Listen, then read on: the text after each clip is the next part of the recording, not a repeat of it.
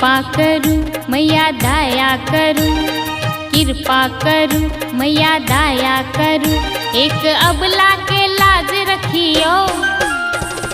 कृपा करू मैया दया करू, एक अबला के लाज रखियो। हे छठी मैया बाझिन के गोद भरियो, हे राना मैया बाझिन के गोद भरियो। हे छठी मैया बाझिन के गोद भरियो, हे राना मैया बाझिन के गोद भरियो।